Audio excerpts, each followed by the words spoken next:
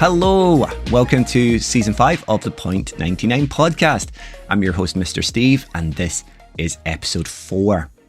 Today we have another slightly longer episode lined up for you, but unlike what I did with Episode 2 with Control-Alt-Delete, Lee Campbell, I'm going to keep this one as a single episode, more because it gives anyone tuning in while running the Edinburgh Marathon something a little bit longer to accompany them while they're smashing the distance. That does mean I'm going to try to trim back on as much of my general waffle and the bits that aren't needed as I can, including my own running. There's nothing to write home about there, so I'm happy to sacrifice that portion of the podcast. If, however, you're joining me for the very first time today and you're wondering what the Point 99 podcast is, well, it's a running podcast for all runners, but especially the everyday runners like you and I. The show's mission remains steadfast since the very first episode to help everyone along whatever path their journey is taking. That might be through relatable guests and their awesome stories, shared experiences, or lessons that we all learn along our own journeys. The 99's biggest goal is to show you all that we are more alike than we sometimes think we are, and that through shared conversation, you can see that to be the case. What I won't sacrifice, though, is shouting out the listeners and wider community. We may not have received the biggest response to the question in the stories this week, but we make do and I can fill in the gaps with my own observations.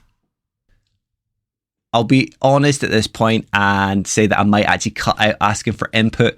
I don't think it's going down particularly well.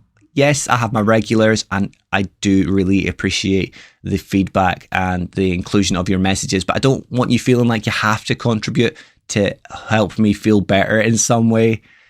If I go back to the old way I did it, where I noticed someone having got a medal Monday or been out with a run group, etc., and then I shout them out and I just target just a random selection across the board, I think that might be better. And the same with the people who are regular listeners. They know that they can get in my DMs if they want something shouted out, and I will add it as I always did in the past. Anyway, away from that noise and looking at the responses that we did get and some of my own observations. First off, we have Chris Evans, Mr. Runs a Lap himself. He's shouting out Stevie McKenna for knocking out a 50k for an ice cream after the scurry to Cramond Island. I mean, that's some way to go for an ice cream. It must have been a really good one, but awesome effort, Stevie, especially in the temperatures we've been getting the past couple of days or weeks. Maybe not today or last night, but I know at the time it was a very warm day, so good on you, man. Curly Steph is shouting herself out for the scurry to Cramond Island as well, with loads of the community, including this week's guest. Steph also had the Greenock Parkrun's 10th birthday with a spot of tail walking, then tea and cake afterwards. Tea and cake does sound scarily close to an ultra runner's territory there, Steph, and you know how contagious that is in the community right now. It's the new COVID, I think. Jimmy Bunter, Mr. Gow, is shouting out everyone who completed the Pentland Skyline on Sunday. He says it was an absolute shift. And you see, Steph, you mention an ultra runner and they somehow crop up. Good stuff though, Jimmy. It did look like a great event and well put together by everyone involved. The man of the hour, Stuart Runs a Lot. That he does, is shouting out the scurry to Cramond as well, and to all the amazing people that were out for the night and a great time.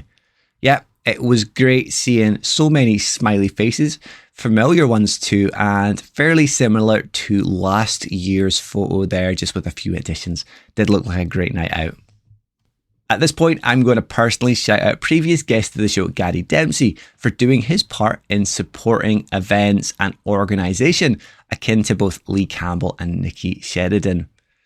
The events couldn't go ahead without volunteers and people contributing their time like Gary, Lee and Nikki, especially with his volunteer duties just now with the Cape Wrath Ultra. So good on you, Gary. It's looking like a cracking event and some great scenes there as you're trekking up and down some of those scary looking ascents. Another shout to Ryan Miller, Mr. Press Play and Run. And run he can. The man is literally running like a man on fire just now, having smashed yet another PB, sliding into the sub 18 minute 5k club. Amazing stuff, Ryan. I know you don't like hearing it and I know you are listening, but for an elderly man, you give us youngsters a good dose of inspiration and hope for our own running when we get over that big 4-0. My old sidekick, Runnerman Steve, was in action at the Hackney Half at the weekend, scoring a PB as well. It would be amiss of me not to shout the man out, especially with all the great words of wisdom that he's been sharing with the community of late. Steve is a top fella and I do miss having him around. So if you're listening, Steve, come back soon, buddy, even if it is just for an odd episode once again. Finally, I'm shouting out that lazy running guy for not only ticking off his 45th park run on Saturday, but casually following it up with the Severn Way Ultra, a solid 32.75 mile session. Well done, John. Amazing run. I am looking forward to reading your breakdown when it's up, which it might already be by the time this comes out. Now, that was a bit of a whistle stop, I know, but I am conscious of time and how long the conversation I had with this week's guest goes on for. So like I say, at this point, I'm going to hand over to Monday Night Steve for a great chat with a great guy. I say a lot about the guests that I have on, and I always mean it, but it was honestly a huge pleasure having this week's guest join me earlier this week. He's making so many leaps, not only in his running ability, but also with his all-round confidence, both self-reflecting and outwards facing. As with Uncle Lee, I feel I'd be doing the man a disservice if I didn't include the whole chat, so here we go. Join me in welcoming this week's guest, an all-round great guy to the show. Stuart runs a lot, that he does, Stuart Rowan. What can I say about this man? Let's start off with how instrumental he has been to this very podcast. He is perhaps the biggest supporter we have, tuning in weekly and listening all the way to the outro music. A recent little experiment proved that point to be true. But it's not just the 99's flag he flies, being a huge supporter of our friends over at the Press Play and Run podcast, showing that it's not just one or the other. As a regular face in the crowds, cheering everyone on at many an event in the Central Belt, when he's not taking part himself, that is, alongside being a regular at the Press Play and Run Club runs. It would be no word of a lie to say that he's extremely active in supporting the wider community as a whole. Community aside, and it would also be no lie to say that his running has gone from strength to strength of late. No time more so than since he took a massive step out his comfort zone and joined the Newton Roadrunners. His confidence and his ability as a marathon runner are flourishing, but let's hear about it from the man himself. It's the fella who runs a lot, that he does. It's the one and only Stuart Runs a Lot, Stuart Rowan. Welcome to the show, Stuart. Hello, thank you for having me. You know how hard it was not to repeat that he does after saying your handle as well. Do you know what was it? It was your interview with Bob that every time you said it, you actually put that at the end. I was so happy to see your profile recently and see that was on it because I hadn't noticed. It's just habit now. It's just habit. I thought, that's I've obviously updated this week and put the actual pod after it. But yeah, I thought if somebody's going to shout you out every week like that, then it is worth. You're worth shouting at, mate. As I say, you tune in weekly, and you're one of the first, if not the first, to share it in the stories as well. But it's all appreciated. So just doing my part to show my appreciation to you. No, you've been great during all the long runs. It's been good to have something in the ears. Oh, that's it. You're having a good day though? Yes, I just finishing work and trying not to kill people. So, and if anybody's wondering, I'm not in the NHS. Imagine that could be a bit of an odd one to explain that to your boss. Yeah. I know what it's like, especially it's hard today as well. I don't know what it's like with you, but the sun is splitting the ground here. Yeah, no, it is down here. It was cooler this morning, but as soon as the sun comes out, it seems to bring everybody out at this time of year. Brings out the idiots. Yeah. No running for you this week. We'll get to why. It's obviously Edinburgh Marathon weekend. So you're taking it easy. Yes. I thought you might have been running a half because for some reason I had in my head you were running a half, but you're stepping up. But we'll get to that as part of our interview with you in our chat. I think the best place to start, and you're so familiar with how I do things here, that the best place to start would be with the beginning and how you got into running, but also how far back that goes, where you sporty growing up, and just generally how running kind of took over your life, I suppose. Yep. It feels like that.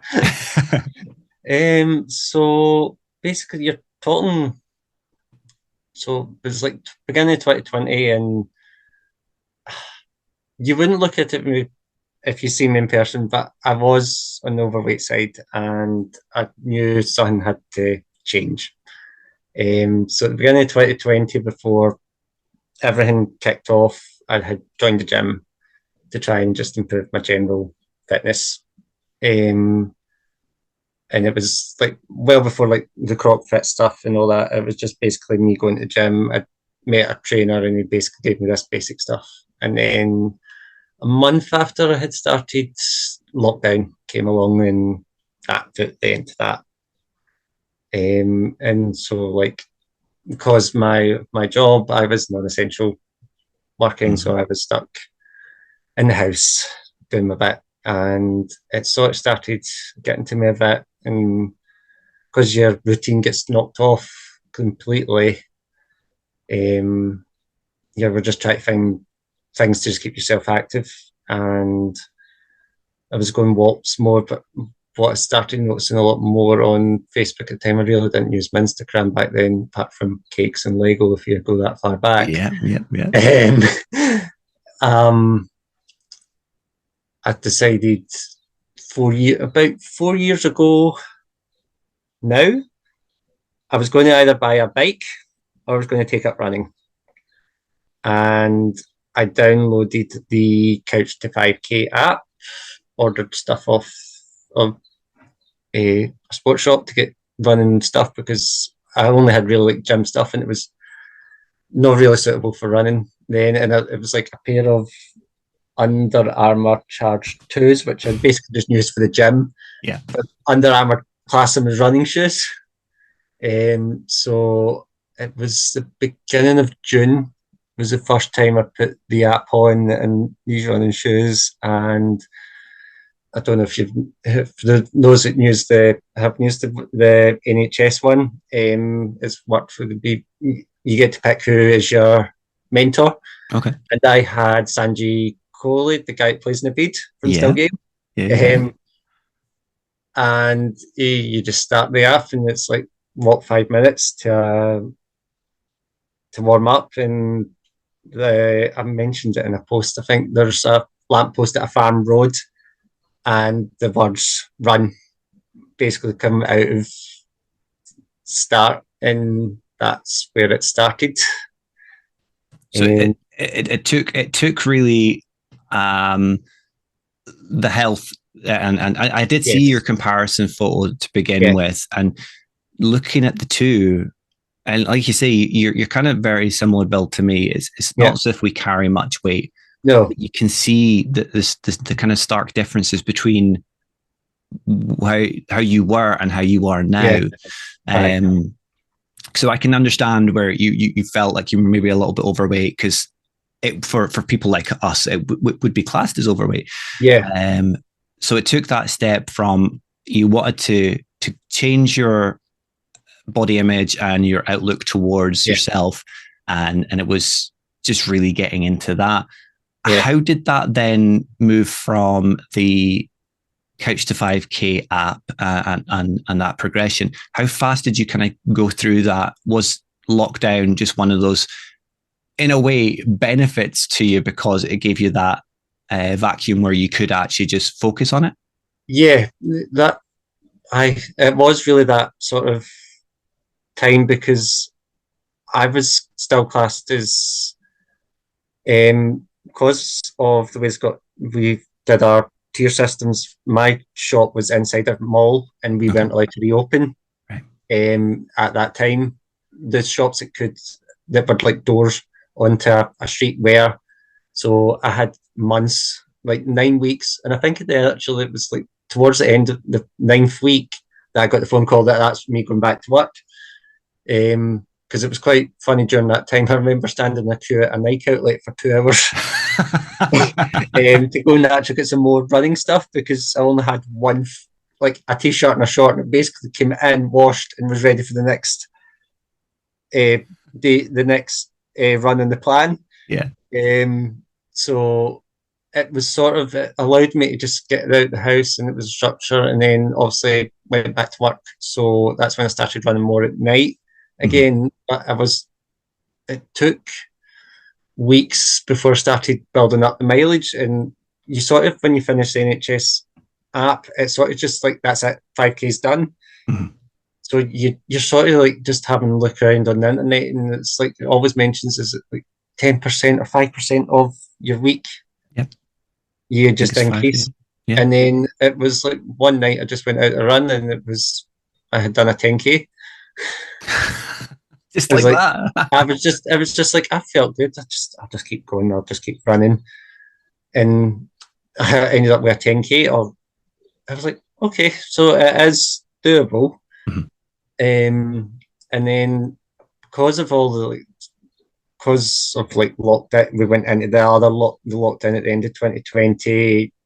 I just kept going out running when I had nothing else to do, because I was, again, classed as non-essential person.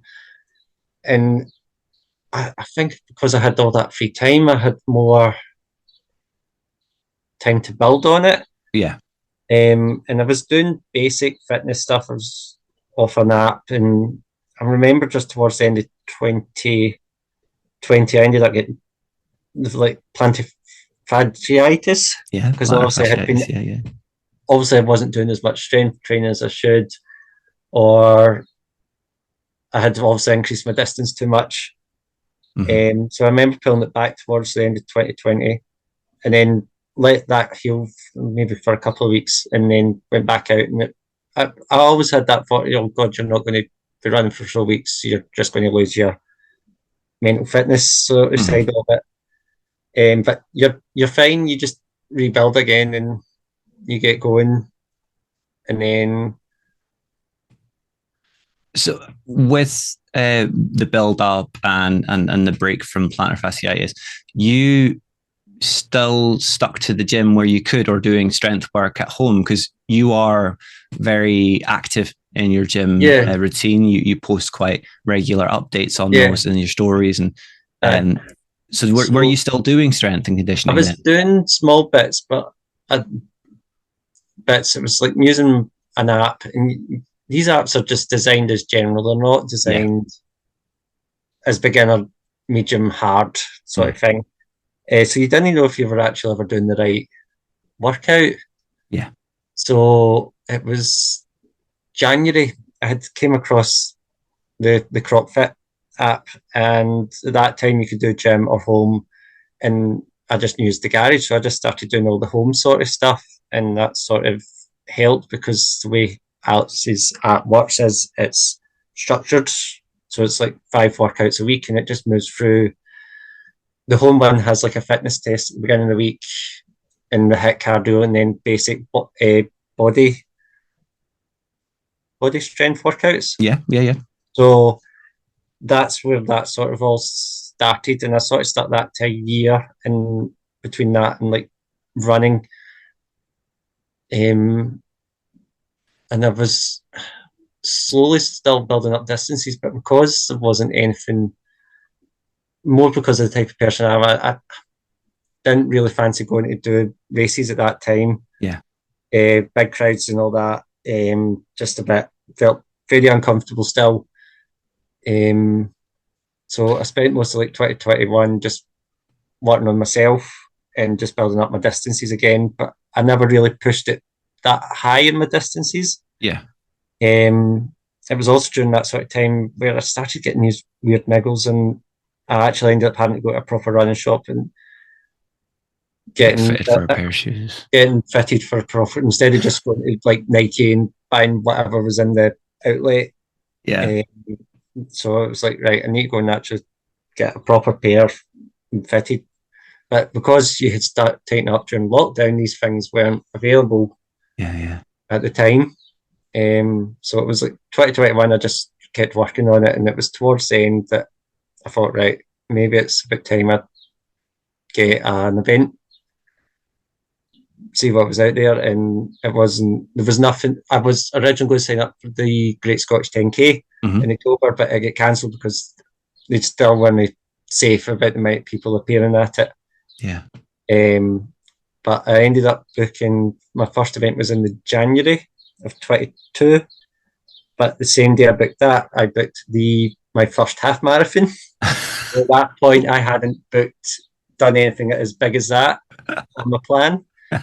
On my made-up plan, should I say, because I didn't have any running plans at the time. You were just basically going out, running and doing it how you felt. Flying by the seat of your pants. Yeah. So that was how really 2021. And then 2022, the first race I did it's called the Calendar House 10K, which is in Falkirk. And I hadn't actually properly looked at the route, and it was mostly uphill, traily run. And I hadn't really done anything like that before. If you've ever done the run, or if you know the park, you do know there is this hill, and it's actually called Heartbreak Hill because it just goes on and on and on. I think that's come up fairly recently, hasn't it, in some of the photos, and it's the expressions of the people with the photographer at the top of the hill. Yeah, the faces. It tells a whole story. It's like there's no other hill I've ever tried to run up that I know of apart from this one. With signing up then for your half marathon, obviously that's a very runner thing to do, not run a 10K, an official 10K, and then sign up for a half marathon. Yeah. Had you signed up for Instagram at that point is probably the first question, but also kind of building onto that, what was that turning point that gave you that confidence to sign up for a race? Because as you say, up until fairly recently, you have been fairly shy, I would say, and I have been in exactly the same position myself. What was that turning point? I don't really. I think it was more trying to actually connect with other runners, because you're running yourself. You don't really know any. Personally, I don't know anybody who ran. Yeah.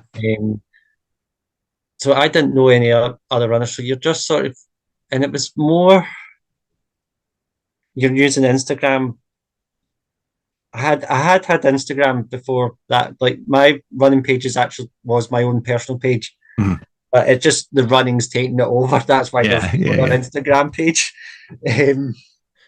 So I don't know what actually why I started posting. I don't know if it was just to try and connect with people. Yeah, more other runners, and I had obviously there's a CrossFit community side that you need to be in the app to get into, but I knew a few of the folk on Instagram that way, but you were just trying to find other how to run, other aspects of running, what people did for their runs, and I think that's where Instagram more or less came in. You were sort of just more following people, and then you were seeing other folk were posting their runs, and you sort of just go, well, I can post my runs as well, and it just opens it up a bit more to who you can contact, sort of thing.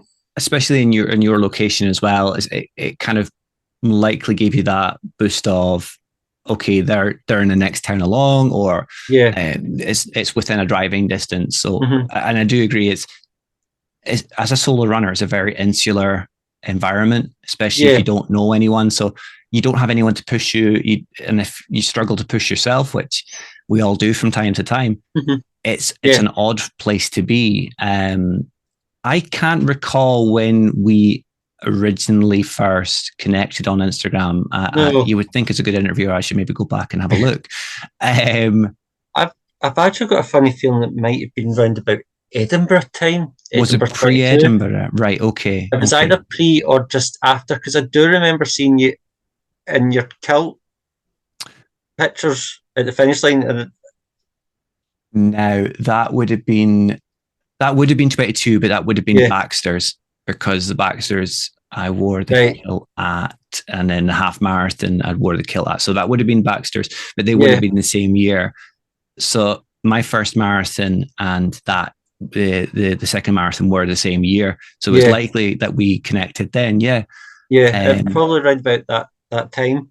So did you feel then that having those connections and starting to have that confidence to post your races and post your content, it gave you that little boost of, you know what, I'm getting a little bit more knowledge of what I'm doing. I'm a little bit happier with what I'm doing. And it informed you enough to then go, actually, I'm going to sign up to more races. I can do this. And I know it's going to sound bad. You see other people and you go, if they can do it, I can do it. Yeah, no, you do have that, because there has been some events I've signed up to, like for this year, that I'd seen in 2023. Mm-hmm. And it is that sort of way, well, if they can go and do it, I can go and do it. And I do remember the first half I did was Edinburgh in 22. And I think I was on the bus back to the car, and that running group does another half marathon out in, it's not that far away from where Edinburgh finishes. Mm-hmm. But you finish, instead of finishing where in the school playground, you actually finish across the road in the racecourse. That'll be the Scottish half man. Yeah. And I actually remember booking that on the way home, as well as the 2023 Edinburgh Half Marathon. And I think I also might have been at the same time booked the Great Scottish Half Marathon. So that was going to be 2 half marathons in quite a short period of time. So it was that sort of way. It's like, well, if I enjoyed that one, then I should keep signing up for more. I think you were then also meeting people. We didn't meet in the year of your first half. No. You were there last year, 2023. That's the only time we've met. Very briefly after the marathon, because you'd run the half marathon. So it's 2 years of half marathon back to back, and that's kind of built onto where we're going to go with the Edinburgh Marathon. So, but you had started meeting up with people before that, hadn't you? Not really. The first time I actually really met folk was 2023, and basically I feel like there's always like a step I've had. And when I went to races, I just felt you were lost within a lot of people. Not just like you're seeing every day in club vests and all that, but there's just a lot of folk, and you just feel like you're very small for some weird and wonderful reason. It's in your head. So I thought, right, if I'm going to keep doing these races, I need to sort of build up being around other people. And that 2023 was the first time I did Pat Run, because again, COVID, Pat Runs were off. And because of my job, I wasn't always guaranteed to get a Saturday off. So I thought, right, I'll just start going to do Pat Runs. And it was probably my 3rd or 4th one that I met Ryan for the first time. That was the only other person I'd met up to that point. And basically, you start, the more Instagram people the more runs you posted on Instagram, the more people you were coming into more contact with. And faces you were spotting at, let's say, Parkrun as well. And that happened because there's a guy that I follow on Instagram and Strava who lives up in Lanark, and he came up to me at the Tom Scott 10 miler. It's like, I'm Grant. I'm like, oh, hi. It's like somebody had recognised me rather than me recognising them. And then it was sort of just, we were getting up to the Edinburgh Half Marathon, so about this time last year. And folk were saying, oh, going to Strathie the day before. And I thought, right, you've been following these people for ages. It might be quite nice to meet them in person. And there's where I've sort of started meeting, strangely enough, it seemed to be a lot of the Newton Road runners at the time that I seem to have made more contact with, and runners. And it was the first time I'd met like Davey, Kaylee, and a few other faces. I think I might have met Alison Jardine for the first time. And it felt a bit strange because you were meeting all these people you had never met before. You'd only seen them in the little tiny squares on your phone on Instagram. So it was a bit surreal, and I'm one of these people that will listen before he talks. Yeah. So it was quite surreal because it was the first time I had met Nikki. The first time I actually met Nikki, I said hello to her. We ran past and then spent my entire run going, I know her face. She was out doing her training for the Edinburgh Marathon. I was just out doing training for the half. Yeah.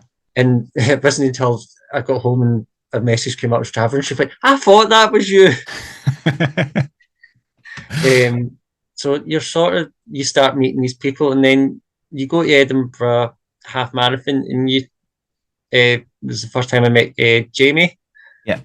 And a couple of days before, I'd asked a friend if was staying on to watch the marathon, and it was Jamie said to contact Lee. He's doing cheer squad, so I messaged. That was the first time I had met Lee. And Ian as well. That was the first time I had met him, and Rachel and Sarah Homer. Yeah. Who had all done the half marathon at the same time. And the only problem was I was trying not to be in absolute agony because my toe had fractured. Oh my God, I didn't know that. During the Edinburgh half marathon. So 78k in, and we'll talk about it a bit later on, but I thought there was something wrong with my running shoe at the time, and it turned out I fractured my second metatarsal. You did a very good job not to let that show then when we were walking back to the car. I know, but I was in absolute pain that night. So, yeah, and it was just such a surreal experience because then a few weeks later, I was supposed to be running it, but it was the Glasgow men's and women's 10K. Yeah. Ryan had put on the first sort of like press play and run meetup. And it was that sort of, again, it was all these people that you'd met on Instagram. Again, a few Newton Road runners. And it was the day after Mike had run the wall. Yeah, I actually had this conversation with someone recently, and that's what I put two and two of Mike getting taken into the room full of you guys who had the meetup. So it was sort of, and it just sort of started building up from there. You're going to more park runs and you're meeting more, and it was sort of just giving you more of a confidence boost, especially at that time, because obviously I had to take, it was 5-6 weeks off running at that time just to let that to heal up, and then you start doing the park runs again, and then before you know it, you're doing like the Great North Run, the Scottish Half, and the Great Scottish Half in September, as well as David Wright's 5K put on that year as well. Yep. And you're feeling more confident speaking to folk, and at the same time you're posting more on Instagram of your running journey as well, because I had I used the Runner app, which I've been using after I had done Edinburgh, the first year at Edinburgh. I thought, right, I need really to get something a bit more structured, which turned into a whole start a plan. Your Fitbit watch you've been using at the time doesn't support the app, so you can't get any of the interval sessions right because your Fitbit doesn't pause, and then you get COVID. The world working against you when you don't want it to. Yeah. So you had all that sort, but I thought, right, if I'm going to post about my running journey, I'll just keep posting it, and it does take time because you do have it sometimes on Instagram where you'll post one day and you'll get like 20 or 30 likes, and then you post a run that's just a random run and you'll get 100 and something. Yeah. And there's like no rhyme or reason, but you're still interacting with a lot of folk, and you don't actually realize it as well. Folk are still clicking on your story. Yeah. As well. So you still are getting folk are seeing your journey. And you do get folk, when you've had a bad run, they will comment, and it is nice and supportive. And even though you're like really tearing yourself up inside, if you're not doing what you were doing. I think that's actually because we're getting very close, I would say, to actually moving on to the marathon chat. Yeah. Did that all then, you think that's all those connections you were making and all those steps out of your comfort zone, was that really the biggest influencers for you joining the Newton Roadrunners, especially seeing as they seem to be doing a low-key recruitment process creeping into your life? Aye. So basically, so it was last year, just before the Scottish Half, and Joanna Forbert, the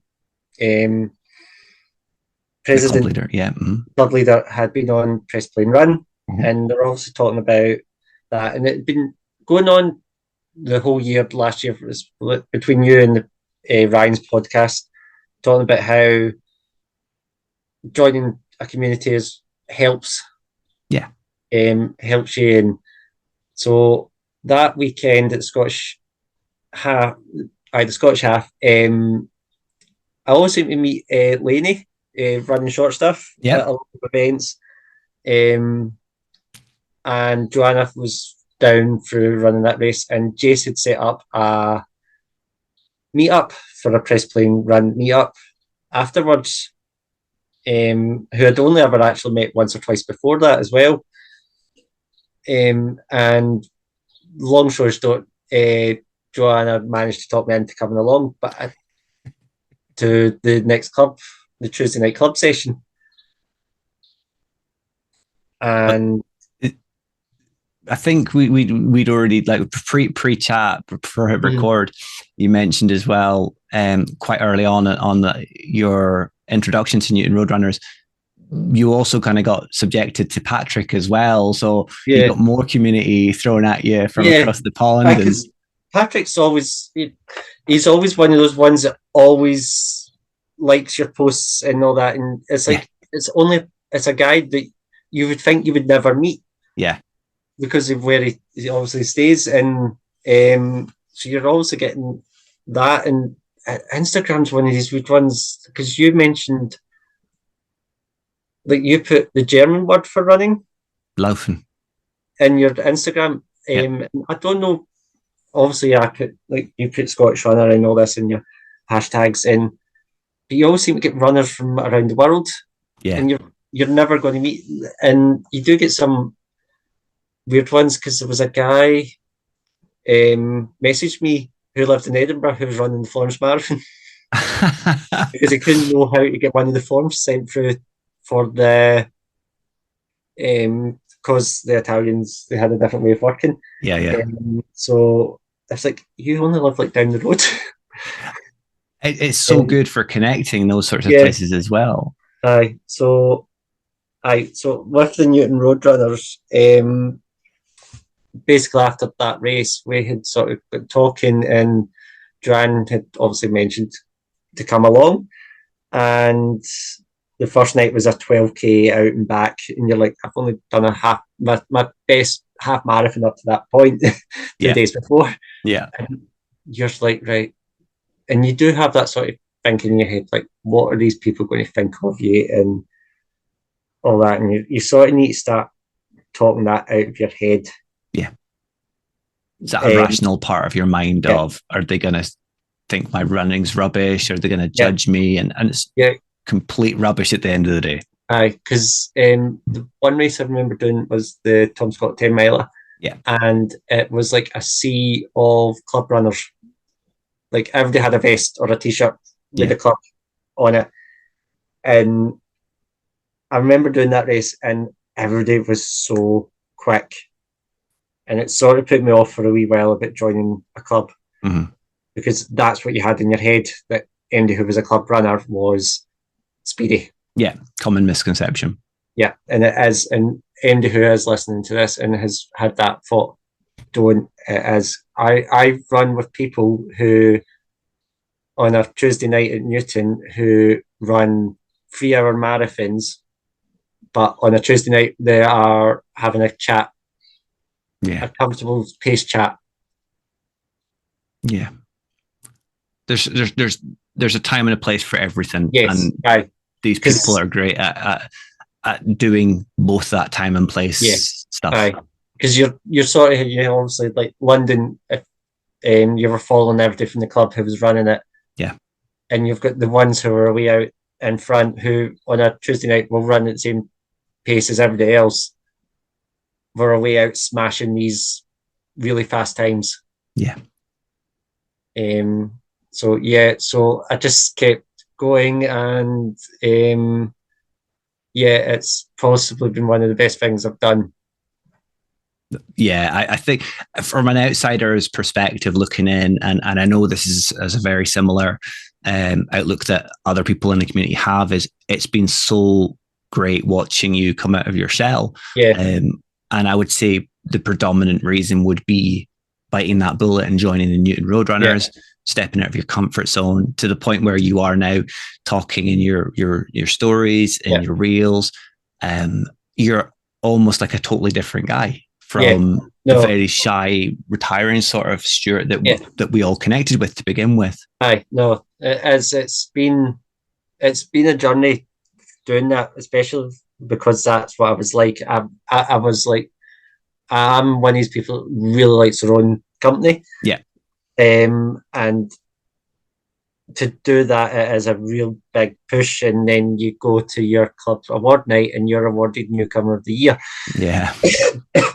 And you've only been at the club for like 3 months at this point. And it's like, oh, okay. So it is actually, it was a complete and utter shock that night when I was given that, because you didn't expect it being so new. Yeah. To the club. It gives you that boost as well, though, doesn't it? It makes you feel welcomed. Yes, and everybody at Newton is absolutely lovely. And they're such a nice, friendly bunch. So yeah, it's been a great thing to do. So we've talked about stepping out of your comfort zone. We've spoken about your formative steps and half marathons. I guess then the best place to start looking in is marathons, and I've got a lot of kind of notes here, kind of to direct myself. When did the decision to run a marathon come up? Because I think you kind of signed up for it on the QT, didn't you? You didn't really say too much about it in your stories, or you kind of didn't want to build upon it too much, did you? Yeah, so the first this is where it gets real funny. The first marathon I signed up for was Manchester for 2024. And I did that sort of like the day or the day after I had run, because you're sort of going, am I ever actually going to get London on the ballot? Yeah. So we'll do a spring marathon and we'll go to Florence, to Manchester first.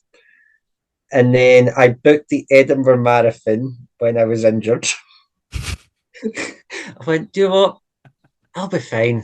And then not realising it's only 6 weeks after Manchester. Yeah. So they were all booked for 2024. And I sort of had that niggle. I want to do a marathon in 23. Mm-hmm. But by this point, you're talking, this was July, August time. Still coming out of the recovery phase, and I started looking around to see what there was, and the only one that really stood out was, I think it's the Valencia. Yes. At the beginning of December, and there were still spaces, and because of the type of because I'm in retail, it's Christmas time. Yeah. And it's, while I get that off, comes in your head, and a lot of retailers, they'll be no, because it's your busiest time of year.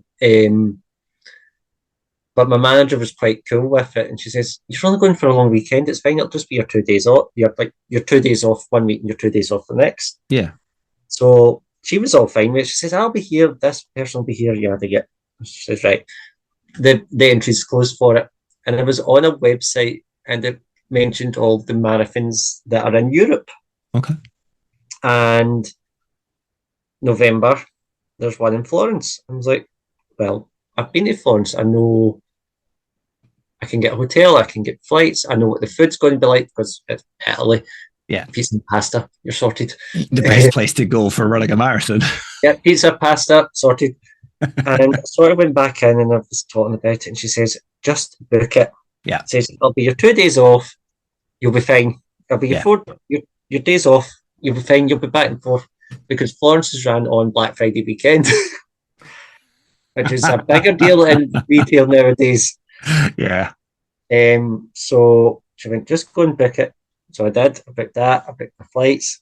So my third marathon I booked was going to be my first marathon. And I remember putting the video up, and Ian went, "Well, where are you going?" Because I had put the theme song from Assassin's Creed as the music,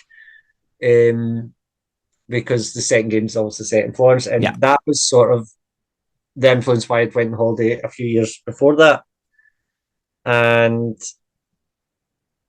I changed my plan around. I went and changed the length, and what was quite good at that time was I was on a half marathon plan, but the distances were near enough the same build up to it. Yeah. So I wasn't really changing the plan that much because it was only 4 weeks into that plan. The only thing was 3 of the long runs were the Great North Run, the Scottish Half Marathon, the Great Scottish Marathon, which you then go and set some really good times on. Well, the Scottish and the Great Scottish, which were a week apart, and I think it was only like 2.5 minutes between the two times. Yeah. Which you would think back to the year before, and even though there were 2 weeks apart, you had 2 different races. Yeah. And that half marathon, this Great Scottish, I was absolutely happy with the fact I had such a good time only a week after another marathon, another half marathon. So it must have almost felt like it was meant, everything was coming together. Yeah. It was meant to be. Yeah. So you've got Edinburgh coming up this weekend. Yes. And we've almost tied everything here, knitted it together quite well, because it's going to have a lot of your friends, a lot of Instagram faces, a lot of people to spot along the way. Yep. And you've done 2 years of back-to-back half marathons at the event. So you know most of the route. So it's almost like adding those together, you're doing the full shebang. Before we talk about Edinburgh then, and we look a little bit more at Firenze, I thought we could maybe look at a little bit of the Manchester Marathon and the Florence Marathon, maybe touch on some of the happier memories, and especially reading back through some of the post-race analysis, especially of Manchester, maybe not some of the not so happy memories. I think it is fair to say that you were a little bit disappointed with how Manchester played out. And we've kind of pre-recording talked about that, and I can wholeheartedly sympathize with it. But looking back on it from a month on, you did soldier on through from what was very, very difficult race for you, and still set a really fantastic time. Do you feel then that you were maybe spoiled with how your first marathon, which was meant to be, wasn't meant to be even a marathon to begin with, Florence went, especially on the kind of generic sort of basis on how everyone's first marathons goes? Because Manchester, in some respects, reading the analysis or post analysis of it, it's almost like the way most people's first marathon goes. And I kind of suppose moreover that as well, do you feel that maybe Florence, it was almost like that success story of your travel didn't go so well, so you got your mind cleared. Once you got there, your mind was clear of all these things that could go wrong. You didn't have anyone to kind of worry about in the crowd. It was just you yourself, and just getting yourself happy in a place that, as you say, you were familiar with. How did they then compare? Can you kind of give us a bit of an analysis of Florence and Manchester and how they compare together? So obviously, picking your first sort of marathon, well, your first marathon to be your first marathon, was because it was in a different place, and you knew that you wouldn't really have anybody there. You sort of had that sort of mindset. It's your first marathon, whatever happens, happens. And you were doing it in somewhere that meant something to you as well, because you were doing it in somewhere that was as stunning as Florence is. Obviously, it's like the birth of the Renaissance. It's not changed in like 600 years, a lot of the city. You were sort of soaking it up a bit more. You had a distraction. You had a sort because you're like 1 minute you're running past the Domo and then the Arno, and then you're going across the bridge. I can't remember its name. At the Ponte, the main bridge that everybody goes to in Florence because it's where all the very expensive jewelers are. Like, yes, yeah, that watch at 20 grand looks very nice. And because you didn't have that pressure, you knew ended there, you could enjoy it a bit more. And my plan had really, up to that point, was it's going to be a first no matter what time you do. Yeah. And even though I had my sort of like niggle in Florence, because my well, it didn't really like start hurting, it just sort of went, and you were starting the last 10K, but you were still doing really well on it until you reached this bridge that looked like a mountain. It's like Florence is flat apart from the south side, and then you get to this railway bridge and it looked like a mountain. And even though it was getting tougher and tougher, and you're still getting in your head that you've never done anything like this up to this point. You've never ran more than 30. I think my plan had 35K on it. Yeah. 32, 35, something like that. Because I remember Ryan saying when he did his first marathon, he never had a distance that high on his plan. And I had been going out and I've been doing these runs and I've been doing really well. And you think, right, you're going to have a good time no matter what happens until KLM cancels your flight 24 hours beforehand. And you spend an hour trying to get a rebooked flight. I was like, this is the last thing I need.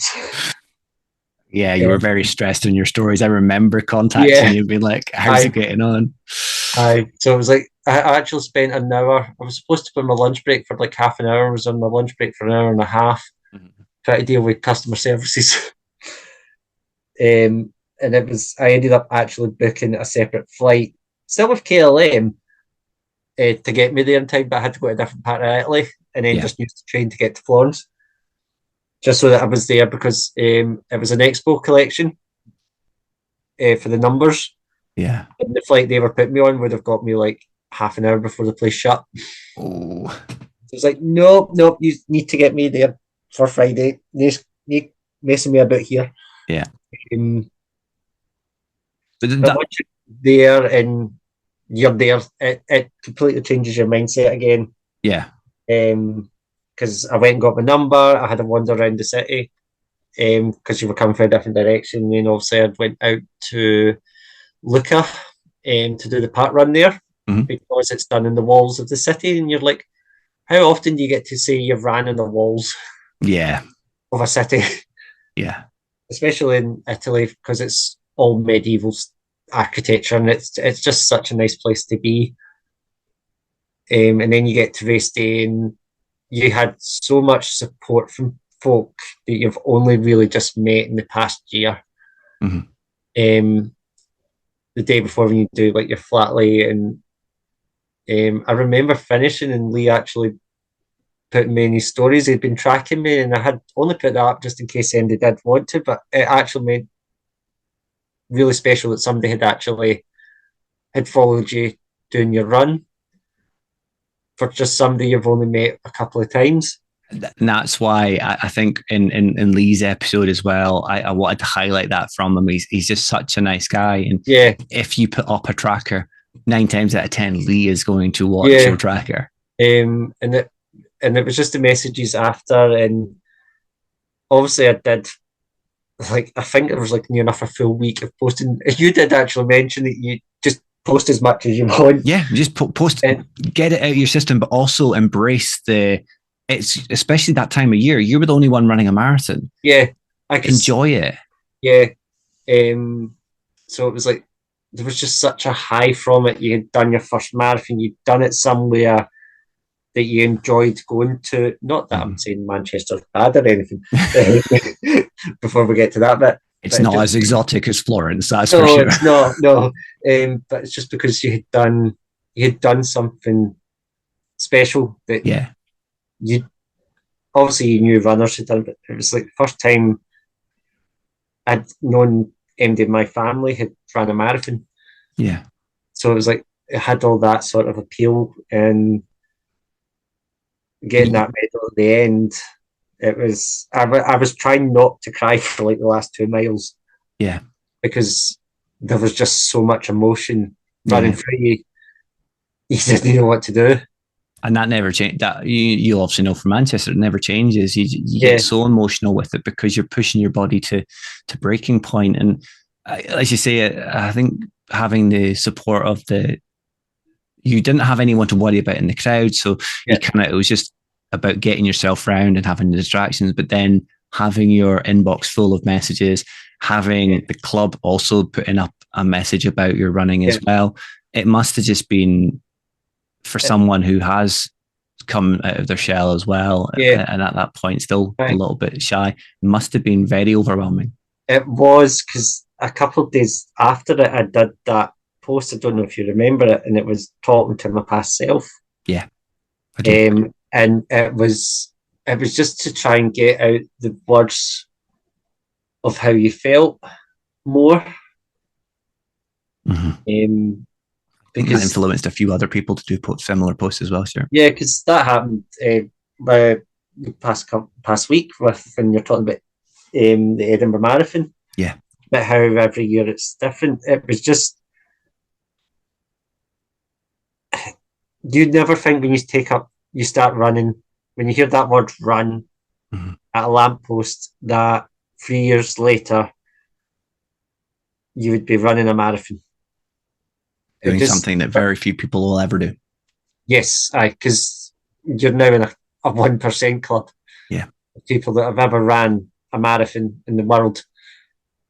And it just took a week to just talk about how it went. And you were just like, right, so that's it. I've set my time. Manchester's next. Mm-hmm. You have sort of like December off, and then you start your next 16-week plan. Yeah.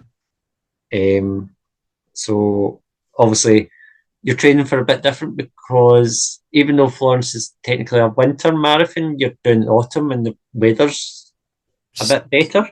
Yeah. Mm-hmm. It's still nice and warm, and Florence is obviously getting closer to even though it's not on the med, it's still in a bit of warm Italy, even though like race day it was like 0 degrees at the start line. But it still looked really sunny in your photos. It looked really sunny, and I had the sunglasses on the entire way round. And obviously 0 degrees to a Scottish person in one country is different to a 0 degrees to an Italian. Yeah. Because you're standing there and they've got like layers on, and you're like in your hoodie with your vest underneath it going, isn't that cold? So yeah, obviously because you were still quite new to Newton at the time as well, and I hadn't done any of the long runs that Ryan had put on. I did the last one before Christmas break. You still felt like a lot of folk didn't know who you were from that one. Yeah. Because like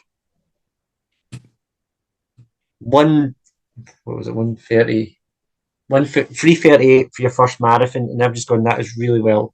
Even though I had my own wee target pace and all that, you just don't know what happens on the day. No, exactly. So you just go, right, 3:38, that's your first marathon. What can you do in Manchester? Because you start your plan and you get into it, and everything was going fine. And then I took a really weird sore throat in the middle of March, and your plan just starts changing. Yeah. Because you obviously want to beat your time. And it could still have happened on the day, but obviously day conditions changed, because I did the 10K down by the river, which is the Cambuslang Harriers, sorry. Yeah. And I then did 20 along the Forth, and I had this really horrible cough for weeks, and I did do them and did the 20 along the Forth wasn't a race, but I managed to get a 10K PB, but I wanted to push myself a bit more that day, and that cough had obviously not fully, was actually just starting. Mm-hmm. Then you start missing some of your faster sessions, and then I'm always one of these ones that's I want to get my long run done in my plan. Yeah. Because you can do speed sessions, but that's not the speed you're going to do on the day. No. So and time and feet is more important as well. So I thought, right, as long as I could still do the distances, and there was a couple of times I just had to cut them short because I just was not fully healthy, and I knew that the way I had been feeling. So I obviously amended the Manchester plan on my app because you can do that, and I thought, right, we'll try and aim for. I had originally was a 320 was the plan. Yeah. I thought, right, let's just aim for a 330. And I felt like once I had done that to the plan, it was getting better and I was doing the sessions a bit more. And obviously go down to Manchester. And on the day before Manchester, I took pins and needles in my foot that would not go away. Okay. Which was absolutely weird. Was it over tightened shoes, you think, or? I don't know. It was near enough like on my plantar foot at my plantar area again. Yeah. And I'm like, I've not had this for years. And I remember going to park run that morning and I kept saying, yeah, I'm fine apart from this pain in my foot that's just appeared overnight. Yeah. And Alison and Ryan kept telling me it's not a pain, it's just there, it's not in it's in your head. It's paranoia. It's paranoia, but it lasted for the whole day. Yeah. It was like just that one part of my body. At one point I was near enough going, am I actually going to actually run this race tomorrow? Yeah. You get down to Manchester that night and you're feeling all right. The only problem is I should have looked a bit more into my hotel that I had booked for the next day, sort of like meals, not for like getting breakfast and all that, because I didn't have a kettle or anything like that, so I had to change obviously what I ate that morning, which was really quite strange because you go to Italy and they don't believe in porridge, so you have croissants for your breakfast before a marathon. Funny enough, that's what I had before Amsterdam as well. Yeah, because porridge. Because on the continent, breakfast is completely different. Yes. It's like pastries. Okay, maybe that's the trick. Maybe more pastries before a marathon. So, and I felt good that morning. I got down at the start line. We were trying to meet up, and I bumped into Karen and Nick. Yeah. That morning at the start line. Avey was probably away by that point, and there was a few Newtoners down as well, but we were trying to message each other, and it's like, I'm here, and it's like, we just couldn't get a central point. Obviously, again, I had went down myself, but I knew that Manchester had a tracker, so I knew there was folk following you. Yeah.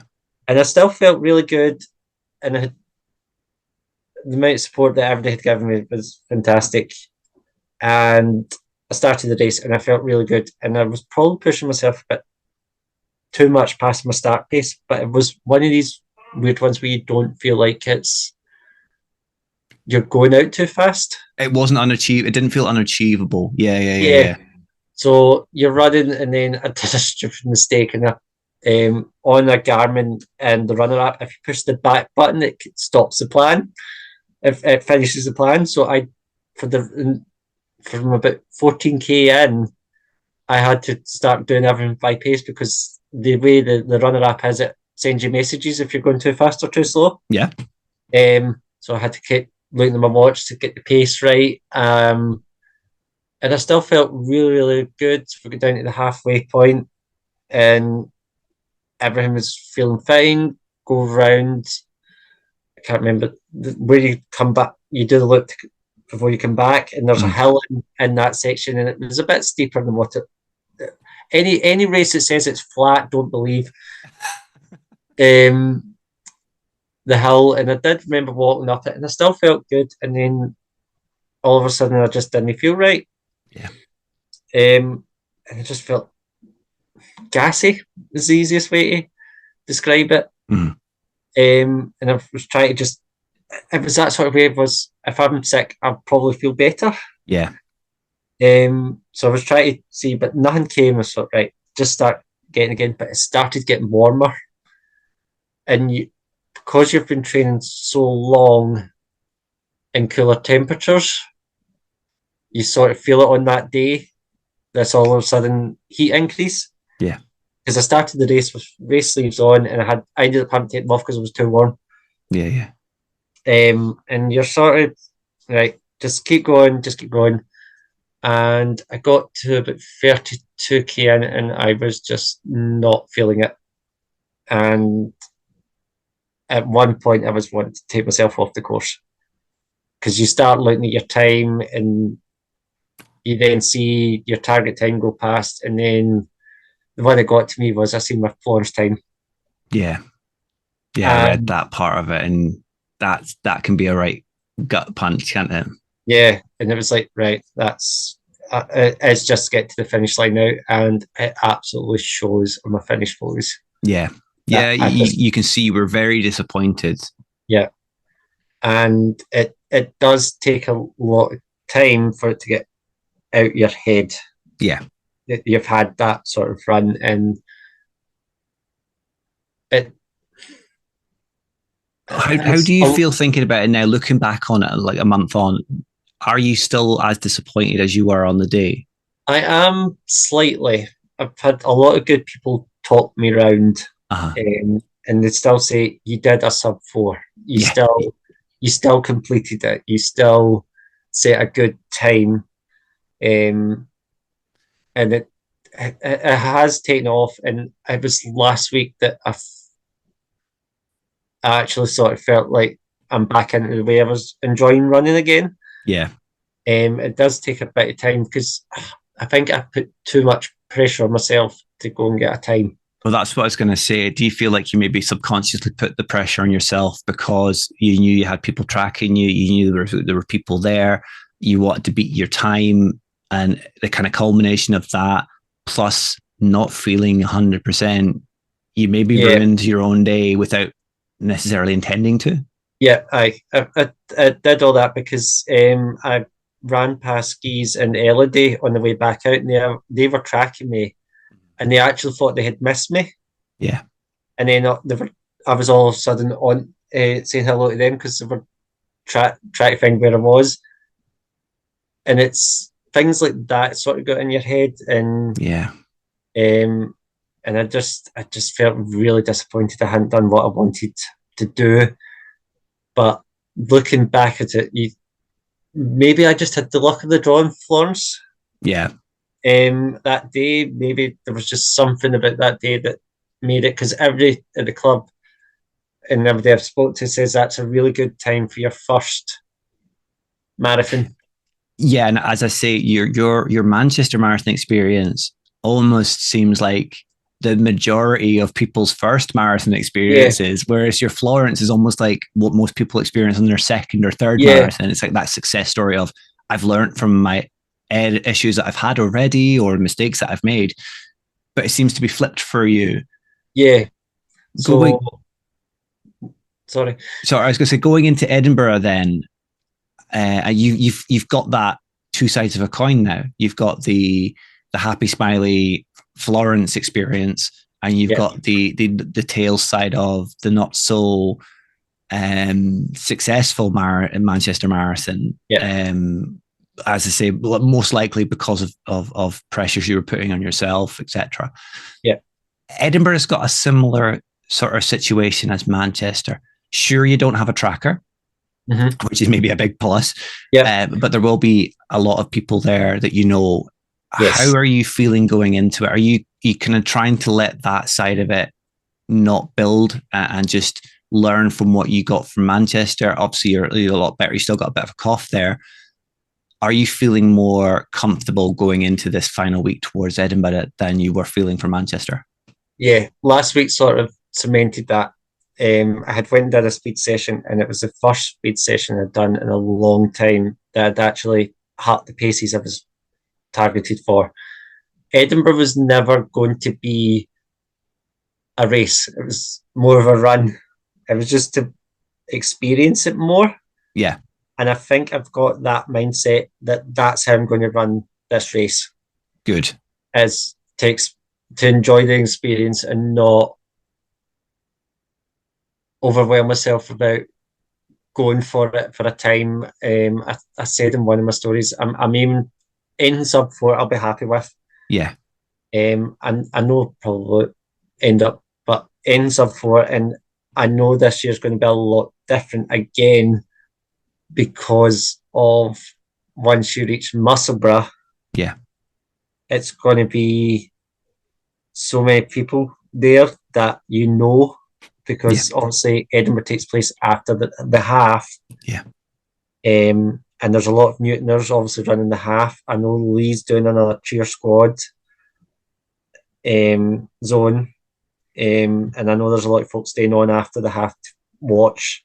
So it's going to be a completely different race to what I've done before. Because last year, I just remember talking with Jamie for the entire first ever. Yeah. So I know that Jason AB are their new podcasts are meeting a meet zone. Yes, they are. Yeah, they're doing one. Yeah. And also there's a few Newton Road runners doing the marathon as well. So it'll be really. I would recommend that though, because I met with AB, and that's where I actually met him. The only time I've met him was there. And I met Jace for the first time there as well. And it was so nice because I was meeting Ryan and Bob. Yeah. It was nice to meet these people. It kind of settled nerves. And I was never there for racing. That was never my plan last year. And I think if I had been there for racing, having that would have settled me, but also knowing that I had people on course might have been a bit overwhelming. Yeah. Especially when you see them twice, and having known exactly how I felt the year before, running it as a social run, as not a target race, and just doing it for more experience. It's great to hear that that's almost the mindset that you're going into it with. Yeah. It is a race, but it's a experience building race. Yeah. To have time with the community and to learn a little bit more about. It is very close to Manchester as well. Learn from that and build upon some of those things. Because that then takes us to likely our next time to meet up. Our second time would be then Baxter's. So the Baxter's Marathon is your fourth marathon. Yep. Funny enough, that will be my fourth marathon as well. So there is an opportunity there. Would it be safe to say that will be a target race marathon for you? All things going well, you would target your PB there?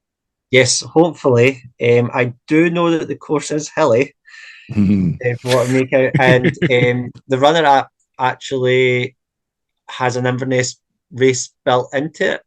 Okay, cool. They've actually got a lot of races built into the plans, and they've actually got you doing hill sessions. Spot on. I might have to look at that myself. So they're actually... I think it's not every week, maybe at least every couple of weeks or something. There's actually a hill session in it, which is quite good because there's a speed session that normally happens with the club as well, at least once a month. Yeah. And it's hills, which is, I think you've run hills, but it's really quite enjoyable. The hill sessions, I actually quite enjoy them. Yeah. Weirdly. Because I think it just builds your endurance once you get to a hill and you're like, I'm not running up that. And once you've done a few of these sessions, it's like, I run up hills all the time. It feels so easy, doesn't it? Once you get used to them, and you're going to go into Baxter's with that being part of your plan, you will find Baxter's to be a piece of cake. Yeah. Aye. So it'll be something nice because when you're looking at marathons in Scotland, there's only like 4 and only 2 of them are road races. Yeah. So it's just something nice to come up and experience. Even though I live in Scotland, I've never really been up that far north. Yeah, yeah. So it'll be quite nice to go and do something like that. You're running up the banks you're running up Loch Ness. Yeah. So it'll be quite a nice experience race. Just hopefully the weather's good for us. Fingers crossed. But we also have members of the community at the moment, all being well, touch wood. We'll have Ian running as well. Yeah. There'll be a form of cheer squad because Lee's running the 10K, and there may be a few other faces there as well. But at no point is it like your Edinburgh or your Manchester. No. Because it's a 1 point, it's a point to point. There's no opportunity really to see faces. So you have that pressure kind of dropped of you're not waiting to see someone, you're just there in your own head getting the job done. Yeah. And if you've got company, if your target time is one that I can almost get pulled along as best as I can from you, then you have that ability as well to have other people running with you. But yeah, I that's good to hear that's you're almost taking a commonsensical approach. I would say that's not even a word, but you're learning from the experiences you've had already. You've had the success story. You've had the less than the less than desired outcome with Manchester, and then you're taking your time with Edinburgh, ideally sub 4. If it doesn't happen, it's good to hear that pressure is not there. You'll whatever happens, and you will then take on to then come to Loch Ness, and have a smash of a race, hopefully. Yes, hopefully. It's honestly been really good to have you on, Stuart. And I think I've kind of quickly sped you on through there because I was more conscious about time towards the end. Fine. I like a long podcast. You do. Well, someone said that as well. Can it not go back to 2 hours? But it's. I do remember that really long one you did with Running Man Steve. Yeah. It was like 2 hours. I was like, okay, that must be 2 hours 20, that one. And AB said the same as well. He likes a longer podcast because he's out for a long run and he wants to have something to listen to. These crazy people that listen at one speed them up, I don't know how they can do that. 1.5 to 2 Elodie does that. And I don't know how her French mind can even listen to half of our accents at that speed. But no, it's been fantastic to have you on. As I say, to have such an amazing time at Florence, and then even then, someone like myself looking at your Manchester time I think your Manchester time was still better than my Amsterdam time. So it's so good to have followed your story so far and seen the success you've made of it. From coming from almost a lockdown runner as well, I would say. You are a lockdown runner, although your kind of journey started just a little bit before. Mm-hmm. And the confidence that you've developed by purposefully throwing yourself out of your comfort zone has been really enjoyable to watch, and it's one that I'm so looking forward to kind of following, and as I say, meeting up with you at Baxter's and hopefully being part of that story of beating your PB or watching you smash your PB, because you've definitely got it in you. It's just coming down to the right place at the right time and everything knitting together nicely. Yeah. Well, hopefully next year Manchester's getting a revenge. So as well, because I've already signed up for that one. Just depending on London. Punishment. It's I've got a bone to pick with it. So we will also find out very soon about London. So if London is this is a stupid question, isn't it? If London was to be a success for you, you would definitely go to that and not get revenge on Manchester so soon. Yeah. Oh no, if I get it for London, I'm going to London. You can't pass up on that. Even though I've got I'm going down at the beginning of September for the big half. Yeah. So I'm going down to do that one. So it'll be quite nice to have a wee taste of running in London. Yeah, no, that would be good. That would be good. And you should maybe give Runner Man Steve a shout as well. Yeah. Well, hopefully I'll bump into him. But before I let you go then, I just wanted to find out as well, because we didn't really talk a lot about other races. What has been your favourite race so far? It's got to be Florence. It's just, I think it's just because it's, as much as, I think it just steals a bit of your heart on us, because you did it in such a nice place and a special place to you, and like a lot of folk wouldn't have ever heard of it as well, and they'll just think of Rome, because a lot of folk just think of the big, either the capital cities, the big cities, but there's a lot of races out there, especially in the continent, that are in just smaller cities, because there's also one out in Pisa as well that's a few weeks later, and there just seems to be a lot of nice places down there, because even though like we're saying we're running in Edinburgh, we don't really run in Edinburgh. No, you don't. Very, very briefly. Whereas these, you do run around them. Amsterdam, it was kind of similar because you run, although it's the Amsterdam region, you do run in the city, then you run out of the city, and you're down a canal. There's so much opportunity there, and that's maybe quite a good piece of advice for anyone looking to run a marathon that doesn't necessarily want to run a UK marathon or have that pressure of being in and around friends. Is look at the opportunities they're there.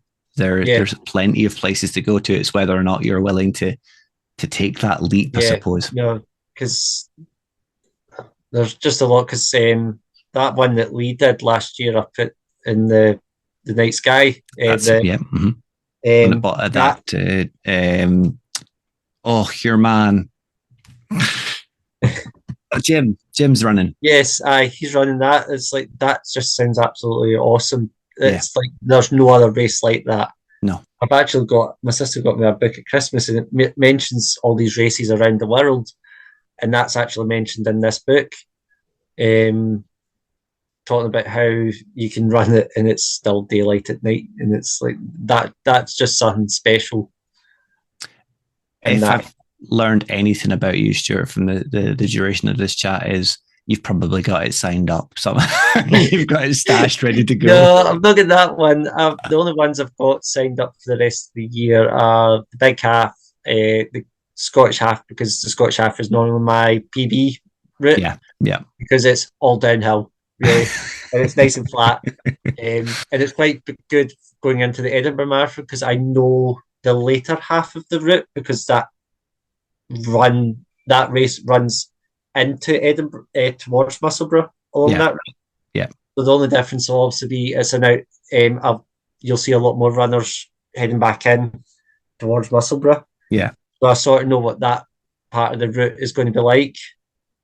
And apart from that, there's probably I'll probably after Loch Ness just look at a couple of smaller 10k races, because you sort of get into November. The later see you through the rest of the year. Yeah, there's not that much. There's normally one I like doing. I've done it the past couple of years. It's a 10k in Tilly, and it's after Christmas, and it's just quite a nice race to have at the end of the year. Yeah, and it's quite I would say flat, but it does have a small incline at the beginning. Well, it's like a steady incline. It's not like a massive steep hill. Right. I think for anyone that doesn't know or hasn't put two and two at this point, especially with the intro, can you tell anyone listening that doesn't already follow you where they can find you and what your handle is? So I've got Instagram, and my handle is Stuart Runs a Lot. That he does. I was wondering if you were going to do that. And Strava. That's the only really places you'll find where my running stuff is. That's a good place to start. If you want to see cakes of that, it's Stuart does other stuff. Yeah, cakes and Lego. Yes, cakes and Lego, and you bake some beautiful looking cakes. So yes, you've not been doing so much of that. I think that you need to make a resurgence on the cakes. Just takes it out of you. Yeah, you should be eating more cakes though when you're marathon training. Yeah, that's true. Oh, thank you very much for joining me today, Stuart. Hopefully we can get you back, and we'll do more of a deep dive on some of the aspects that we kind of glazed over in this. But no, I think it's been fantastic to have you on today. Robin, thank you so much for having me, and thank you so much for all the podcasts you've done up to this point as well. You too. They've kept me going on those long runs. Spot on. A fantastic chat with a wonderful guy. It's been so positive and inspiring watching Stuart's progression on so many levels, either through his ability or confidence in many ways. He's open and honest with his thoughts and feelings, whether that's self-reflection, journey, or even event breakdown. There's genuinely no falseness with him. What you see is what you get, and that's something you can't often say in modern social media personas. And of course, I know that is true for everyone listening as well.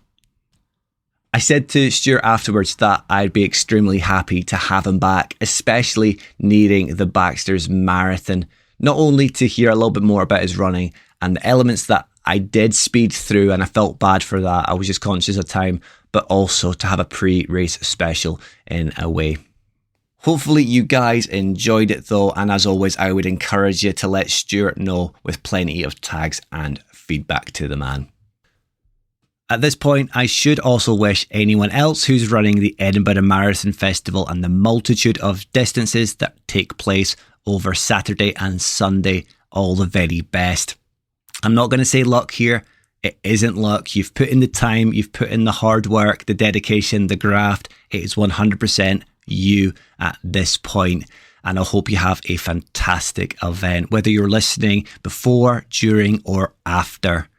Fingers crossed the weather is good, nowhere near as bad as what they're forecasting, but you never know. They forecast bad weather last year and you saw what happened to my forehead, so just take the suntan lotion just in case. As I say, I hope you have a fantastic run. Anyone taking part alongside Stuart, have a great day, smash it, and we will hear how you all got on in next week's episode when I do a bit of a Medal Monday digest and try and note down as many names as possible. Okie dokie, wrap up time. Thanks as always for downloading or streaming the show. It will always be the best way you can show your support for what I'm doing and for the show as a whole. I'd never turn my nose up at a quick share on social media though, like I always say. And remember to tag back on stories if you're sharing us there. If you like to show your physical support for the podcast, you can do so by visiting our merchandise partners over at Twisted Running. You can find a link on our website at thepoint99podcast.com or by Googling Twisted Running. You can also find them on social media and on Instagram. Just search for Twisted Running and drop them a follow. Since you're already listening to the show, you know it's available on all major podcast platforms. Apart from Google Podcasts, that's gone, that's out the window, but we do now have YouTube podcasts. But you can find it most other places if you do want to share it, and maybe you don't like using Spotify, but you are using Spotify to listen to it now and you want to use something else. There are options available to y'all. Finally, we're on both Instagram and Facebook. Just search for the Point 99 podcast and drop us a follow on both of those. I've said it before, I don't really use Facebook that much. If there is an interest and there's more follows, then I will start using it. But for the time being, it's really just Instagram. If you would like to get in contact, you can drop me a DM on either of those platforms, but especially Instagram, as I'm checking that every other hour or so. If you drop me a DM on either the 99's Instagram page or my very own one at Mr_Steve_runs, I do also have an email address, thepoint99podcast@gmail.com. That's a numeral 99 in the middle there. And I will get back to you on any of those means. As always, though, I can't thank you enough for tuning in today. If you've made it this far, you are a gorgeous superhuman. I said it last time and I'll say it again. Thank you to all of those who made it all the way through last time and dropped me the little message that I asked for. Big hearts, guys. I do really appreciate that. Until the next episode, though, one where I'm going to be outclassed on so many fronts, but you'll know why very soon. Stay safe, enjoy your runs, and you'll hear from me soon.